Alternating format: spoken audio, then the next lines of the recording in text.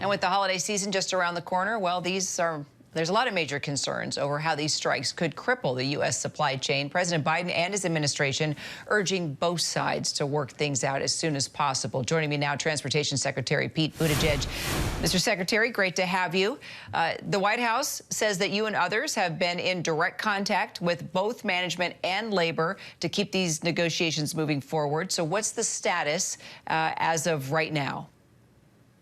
Well, that's right. Our message to the parties has been to come together, find a deal, get these ports back up and running and get them back open. Along with my colleagues, I've been in touch with parties. Our acting labor secretary, Julie Su, has been speaking to the union side and the company side. So have others in the White House. Now, what the workers are asking for is a chance to participate in the record-breaking profits that the shipping companies have made in recent years.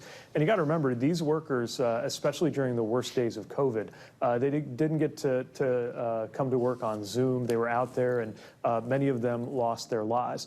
So they're looking for a better deal. We believe the parties are closer than they think in terms of the economics, that there really is a deal to be had where the companies will continue to do perfectly well, but the workers will get more of a share. And so we're calling the companies to put together an offer that's enough to get the workers back at the table and resolve this. Every day this goes on, we really want this to get quickly resolved. And that's been our message to all of the parties.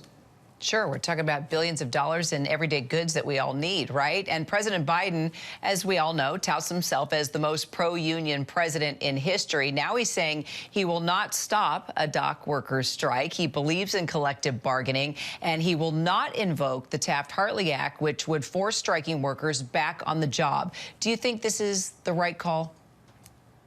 Yeah, the president believes in collective bargaining, and by being the most pro-worker president, pro-union president we've had several years now where there have been remarkable historic deals. It's happened again and again.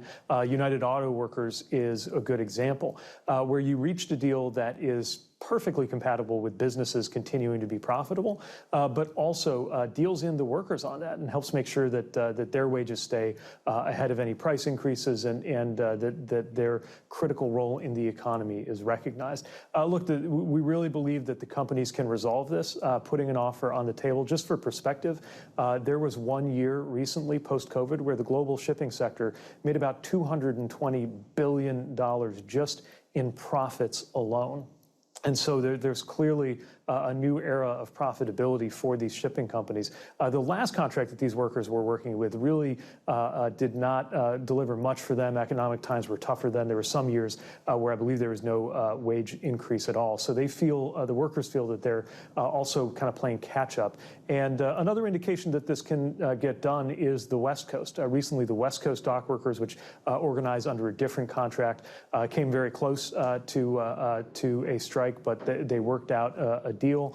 And part of what the ILA, the East Coast unions, are asking for is a level of wages that is in the neighborhood of what was achieved on the West Coast. You and I and everyone knows that all our basic needs come through these ports: food, toiletries, auto parts, clothes. I mean, I could keep going and going.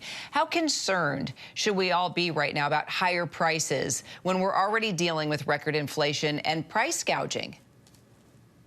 Well, look, a big part of how we have brought inflation down in recent years was by making our supply chains more smooth and fluid. So there's certainly a relationship between the two. Now, if you think about the speed of ocean shipping, it may not be the sort of thing that you would notice overnight. But the longer there's a stoppage, the more that is going to have some kind of impact. That's part of why we really want the parties to come together quickly, reach a deal that keeps goods moving. And that's important for the economy. The cargo owners we've talked to, the retailers, the stores, they have been taking steps because for months it's been known that this could become an issue. Many of them stocked some of their goods for the holidays earlier in the year than they normally would. Some of them substituted some shipping going to the West Coast for the East Coast. But still, at the end of the day, you need to have these East Coast ports up and operational. We're hoping that happens as quickly as possible. When do you think consumers are going to start to feel the impact here? You said that some folks are stocking up, but do folks need to start budgeting right now for groceries, higher bills? Well, again, when you think about how long it takes a ship to cross the Atlantic Ocean, something that delays that by a day or two or three isn't necessarily something that you're going to notice sitting at home. But, all of these supply chains are connected. We work to make sure that they operate smoothly. We've been engaging with shippers on and cargo owners on all kinds of things that have happened that affect that, whether it's something consumers think about at the grocery store or not. Things like the Houthi attacks in the Red Sea, water levels not being where they should be in the Mississippi River or the Panama Canal, those have had an impact. And of course, the closure of the Port of Baltimore when that bridge collapsed and blocked the port in for quite some time. Those are examples of things that can be disrupted to our supply chains. This is another example, and really needs to be resolved quickly. But again, there's nothing that's going to change for you at the grocery store tomorrow because of a 1 or 2 or 3 day disruption. But the longer this goes on, the more you're going to see those ripple effects, which is why we're really urging the parties to solve this. Got it. One more question, I have to ask. In addition to running transportation, you also took on another job over the past couple of weeks. You played J.D. Vance for Governor Walz as he prepped for the debate. It started off a bit rocky. Do you still believe that Governor Walz can take the heat if he becomes VP?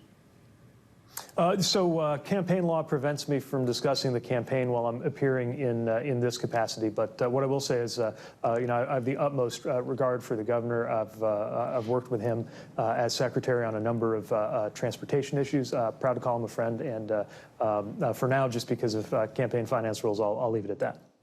We would have loved to have been a fly on the wall, that's for sure. Transportation Secretary Pete Buttigieg, thanks for your time today.